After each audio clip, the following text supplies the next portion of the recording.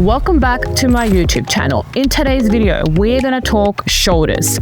If you're someone who's currently experiencing shoulder stiffness, shoulder pain, shoulder injuries, or you're coming back from surgery, then this video will really help you. I'm going to share 4 of my favorite exercises that are going to improve your stability, your mobility, your strength, and your scapular function. More often than not, the cause of shoulder pain and shoulder limitations has to do with the thoracic area, but more so with the scapular function. So if your scapula is not functioning correctly, you're more than likely going to experience shoulder issues. These exercises that I'm going to share with you, I have personally used to fix my own shoulders, and I use it with hundreds and hundreds of my clients who come to me with shoulder issues, shoulder pain, or injuries. If you enjoy these videos and if you find them helpful, please subscribe and give it a thumbs up, because it really helps us be able to share this with more people, reach more people, and be able to improve people's movement and mobility. So grab yourself a resistance band, a couple of light dumbbells, very light. You can even use tennis balls and a towel or a mat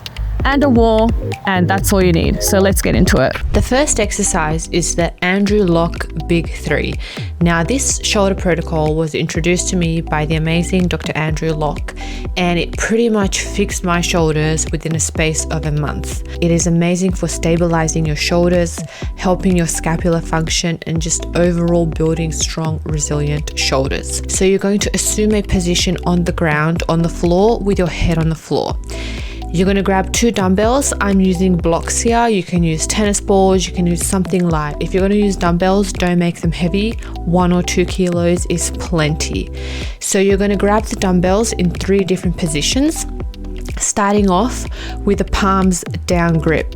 So holding onto those dumbbells nice and tight, you're just going to lift them up. You don't have to worry too much about what the shoulders are doing or where they're positioned. Your primary goal is to just lift up and drop down slowly and with control. And you're going to do this for 25 repetitions. As soon as you're done that, you're going to flip the palms over. So the palms will be facing up, still holding onto those dumbbells, blocks, balls, whatever you have.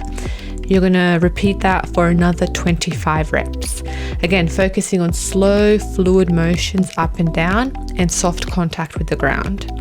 Once you're finished 25 reps on that, you're going to put arms out to the side into a T position, and you're going to lift there. You want to make sure that the elbows are locked, and you want to make sure that you're holding nice and tight onto the dumbbells, the blocks, or whatever you're holding.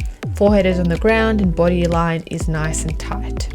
Once you're done 25 there without resting, you're going to get your arms up overhead.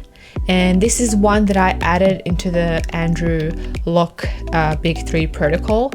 I really like this one because it forces you to actively lift those blocks or dumbbells without compensating through the rest of your body. So it's really nice for the active shoulder mobility. And here I do a total of 12 per side, and that's it for the protocol. I also like to finish this protocol off with a little back extension for the thoracic spine. So just interlocking my fingers, placing them behind my head, I'll just lift my elbows up and squeeze the shoulder blades nice and tight together. And I complete 12 reps of this, and that completes exercise number 1, the whole protocol. So you can just stick with the big 3 movements for 25 reps each, 2 sets, or you can add the extra 2 positions that I showed there, and that's a really great protocol in itself. Exercise number 2, the shoulder dislocates. I'm using an elastic band here, and you really want to make sure that you're getting a posterior pelvic tilt, so you're not arching your lower back, you're not compensating through that lower back. And from there, you're going to lift the band up and around, dislocating at 360 degrees, and reverse the motion. Now, don't be scared. Your shoulders are supposed to move through this range of motion. If you're currently tight, if your lats are tight, if your thoracic spine is tight, you probably won't be able to do this. So what you're going to do in that instance is you're going to assume a wider grip. So our goal is to get shoulder width distance apart without grip, but if we currently can't, it's totally okay to just go as wide as you can maintain that locked shoulder position.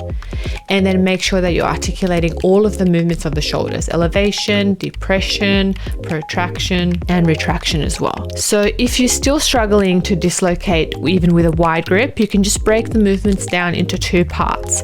So I flex overhead as far as I can, and I do that for 10 reps. And once I've finished, I'll take my arms, start behind me, and then I'll just lift the back portion. Oftentimes you'll find that if you start from the back, it's much easier to dislocate forwards, and then you kind of get that security, safety, and sort of understanding of what your shoulders are supposed to do, and you'll soon start dislocating. Exercise number 3 is the wall circles and the wall slides. So you're going to find yourself a wall, stand next to it, and assume a nice tight body line. You're going to notice how I tuck my pelvis under. I keep that nice and steady, and I don't let my body shift a lot side to side. So everything's pointing forward and nice and aligned. I take my palm, pinky leading, and I complete a full rotation until my pinky reaches my hip, and then I'll flip my hand over again for that pinky to keep going in that same direction. So circling backwards, maintaining that nice position of the body, not really moving anything except my shoulder, and really focusing on elongating that circle. Once I've completed 10, I'll reverse that motion and I'll start driving it forwards. Now I'm leading with that thumb. Once my thumb reaches my hip, I'll flip it over so that I can start leading with the thumb again. And I'll complete 10 circles in that forward direction. You can do 10 on one arm, 20 in total, and then 20 on the other arm before you're moving on to your wall slides. So in the wall slides, I stand with my back to the wall. Now what you want to make sure is that your spine is fully glued to the floor, from your lower back all the way up to your shoulder blades.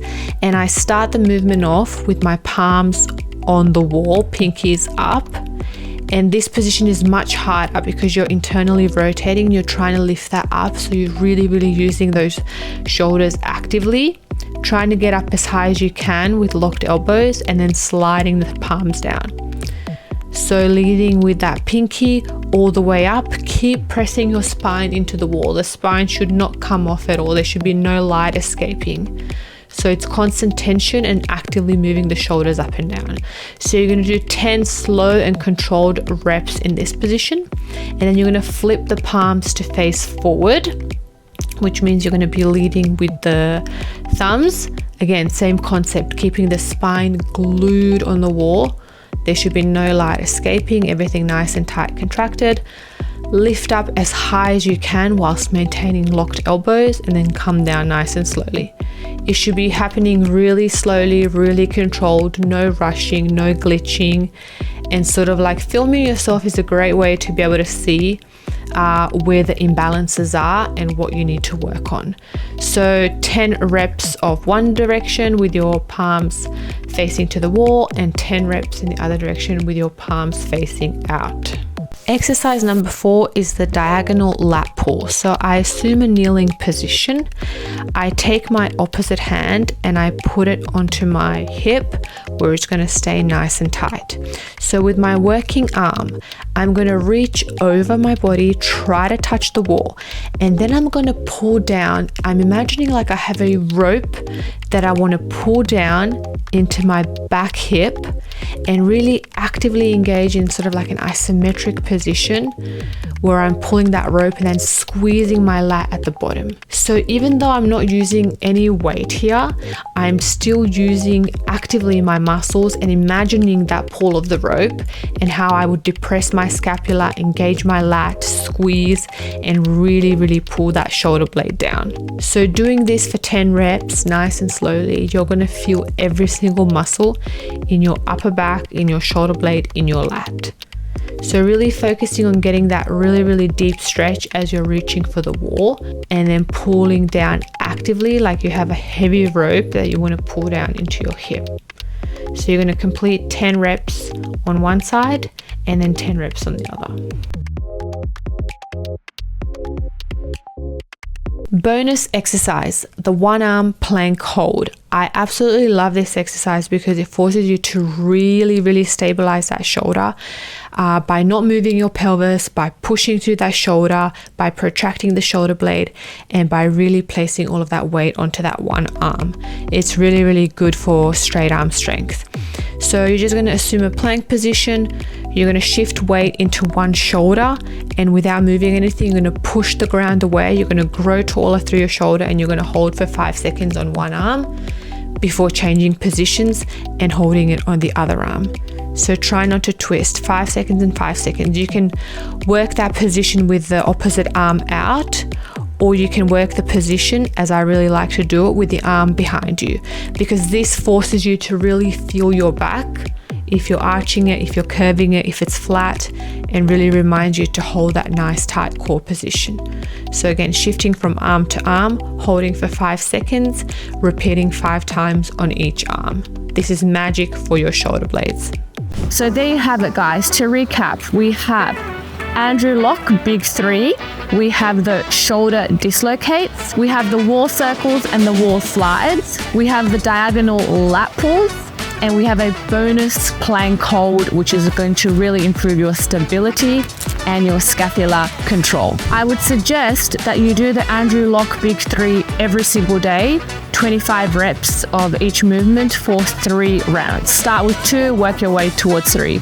Pretty much like brushing your teeth, you should be doing this daily for a month to see really good improvements. And the rest of the exercises you can do 2 to 3 times a week, 2 sets working in the 10 to 12 rep range. Remember that any kind of results require consistency and effort on your part, so the more that you put in, the more that you get out. Stay mobile and keep moving.